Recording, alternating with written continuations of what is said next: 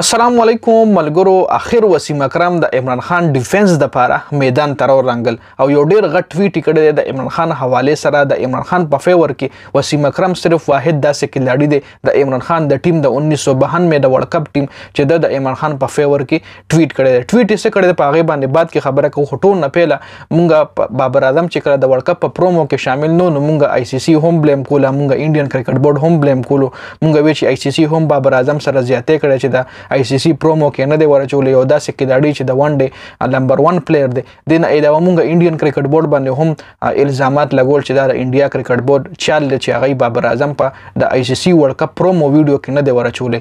خو دلته د مونږ په خپل وطن کې د مونږه د ورلد کپ هیرو د 1992 ورلد کپ هیرو عمران خان د پرومو ویډیو نه اوټ شو.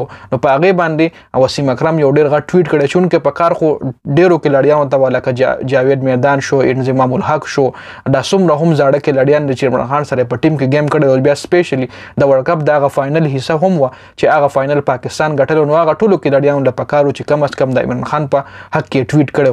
خو ټول نه پیله ټویټ چې کم دی وسیم اکرم کړی لا تر اوسه پورې بل چا داسې زوړ کلاړي ټویټ نه دی کړی د دې حواله سره چې عمران خان ولی پی سی بی د دغه پرومو ویډیو نه اوټ کړی دی. وسیم اکرم ټویټ کړی دی چې پی سی بی ډیر شرمناک حرکت کړی چې عمران خان یې د پرومو ویډیو نه ویښ کړي او پی سی بی ته پکار چې په دې باندې معافي وغوړي. دا یو ډیر شرمناک حرکت پاکستان کرکټ بورډ کړی دی چې د کرکټ هیرو د 1992 ورلد کپ هیرو یو داسې کیپټن چې هغه پاکستان ته ورلد کپ ګټلو په 1992 کې سیاست هغه وی. وسیم اکرم مطلب سیاست بل خبره ده، خو سپورتس دنیا کې عمران خان هیرو دی، هیرو بوي تر اخره پورې زکړم به ورلد کپ چې کوم دی دویم لا تر اوسه پورې مونږ ګټلې هم نه دی. یو ورلد کپ ګټلې شوی او ډي هغه هم عمران خان ګټلې 1992 کې.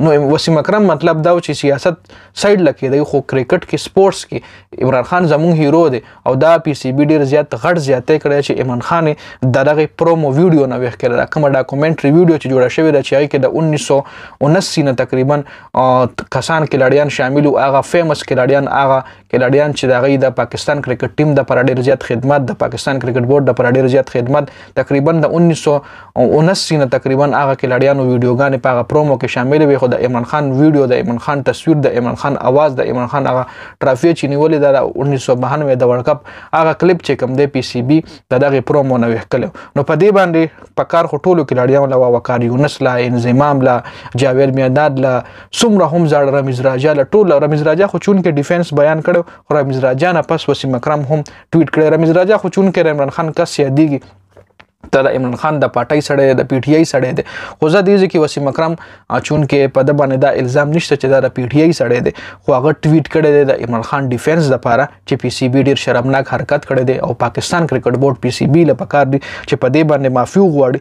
چې عمران خان ولې د پرومو ویډیو نه دغه ډاکومنټري ویډیو نه وښکلو جی. نو دا یو شارټ غونټي اپډیټ شو چې وسیم اکرم پکې عمران خان حواله سره ټویټ کړو. ما تاسو سره شریک کوم د ویډیو کتلو زیاته مننه. ویډیو مخکې ملګرو سره ضرور شریک کړئ. جنید خان افیشل چینل هم سبسکرایب کړئ، پیج هم لایک کړئ. والسلام.